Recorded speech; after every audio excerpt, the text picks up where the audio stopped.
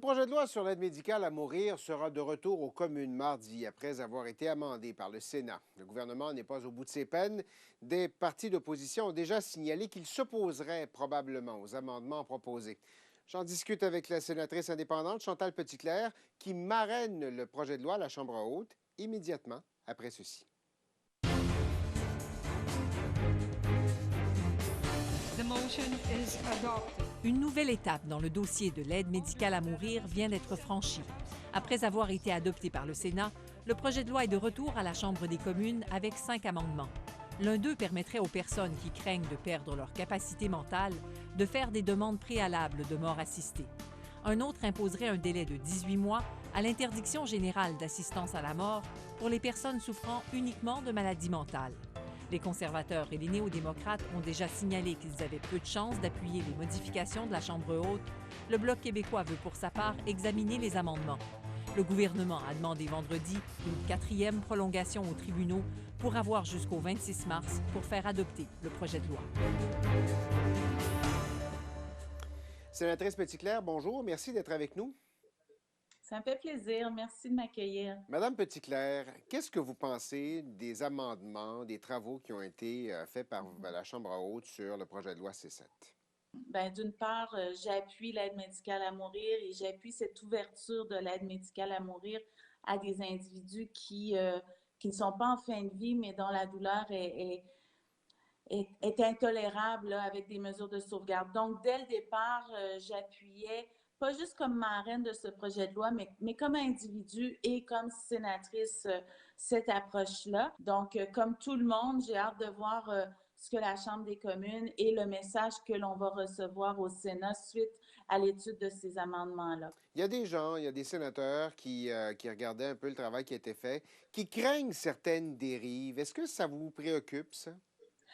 Je pense pas que le projet de loi C7, tel qu'on nous l'a présenté, euh, avait des risques de dérive. Quand je regardais les mesures de sauvegarde qui sont encore là, qui sont des mesures de sauvegarde rigoureuses, certains même trouvent qu'on est allé trop loin dans ce projet de loi-là, trouvent qu'on empiète un petit peu sur le droit de décision, le droit à l'autonomie, dans ce qu'on veut faire de notre vie et de notre fin de vie. Moi, je trouve que les mesures de sauvegarde, c'est vrai que certains les ont trouvées un petit peu contraignantes, d'autres disent qu'il n'y en a pas assez. Je pense qu'on est vraiment dans l'équilibre ici de se dire oui, on respecte un droit à l'autodétermination qui est protégé par la Charte. Oui. Mais on respecte aussi le fait qu'il y a certaines personnes qui peuvent se retrouver dans des situations de vulnérabilité et on veut s'assurer qu'ils sont protégés. Quand on parle de l'amendement qui a été proposé au niveau des directives anticipées, bien que je supporte les directives anticipées par principe, je pense qu'il faut plus d'études, il faut des mesures de sauvegarde, il faut être très, très sûr de ce qu'on va faire avant d'ouvrir cette porte-là. J'ai hâte de voir ce que le Parlement va faire au niveau de cet amendement-là, mais de toute façon, je sais que c'est pas la fin de cette discussion-là, de cette conversation-là. Il y a des groupes de défense de personnes en situation de Ouais. handicap qui critiquent le projet, qui pensent que ça pourrait faire en sorte que des personnes vulnérables aient recours aux mesures pour les mauvaises raisons.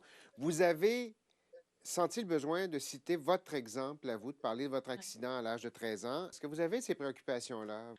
Ce qui était des moments très, très forts en comité et dans les débats, c'est vraiment, ça a été aussi cette préoccupation de certains groupes. Là, il faut le dire, c'est pas tous les groupes. Bien On n'a sûr. pas entendu tous les regroupements de toutes les personnes handicapées. Moi, je voulais vraiment mettre en perspective aussi que sur les millions de personnes handicapées au Canada, chacun a une histoire qui est unique, qui est différente. Chacun aussi a des situations de vulnérabilité ou pas. Et ce qu'on s'est rendu compte, c'est que, et on le sait tous, hein, il reste beaucoup de choses à faire au Canada, dans les provinces, au niveau de l'accès à des services, à des soins et même à des équipements pour personnes en situation de handicap. Et ça, ben la réalité, c'est qu'on ne peut pas régler ça en amendant le code criminel, ce que fait le projet de loi C7. Mais ça ne veut pas dire que ça n'existe pas. Et ce qui est très, très important, et ce qui est très important pour moi, c'est de s'assurer que le projet de loi C7 a aussi des mesures de sauvegarde qui font que quelqu'un qui, par exemple, est en situation de vulnérabilité à cause d'un manque de services, à cause d'un manque de soins, d'un manque d'équipement, ben, ça ne sera pas une raison pour que cette personne-là ait recours à l'aide médicale à mourir. Sénatrice Petitclerc, maintenant, le projet de loi est retourné à la Chambre des communes avec vos amendements. Est-ce que vous pensez qu'ils seront acceptés, ces amendements-là? Comment vous envisagez la suite des choses? Écoutez, c'est la grande question. Et comme tout le monde, comme tous les sénateurs, en fait, tout ce que je peux faire présentement, c'est de me dire, OK, nous, on a fait notre travail. Comme la Chambre des communes avait fait son travail, on a fait notre étape. On l'a bien fait. On a eu quelque chose comme 140 témoins en comité. On a eu des débats, des heures étendues. Et là, on va voir ce que le Parlement, ce que la Chambre des communes va faire avec ce projet de loi-là. Et si ça revient vers le Sénat et qu'on a éliminé certains des amendements, en tout ou en partie, c'est possible, la Chambre des communes pourrait le faire.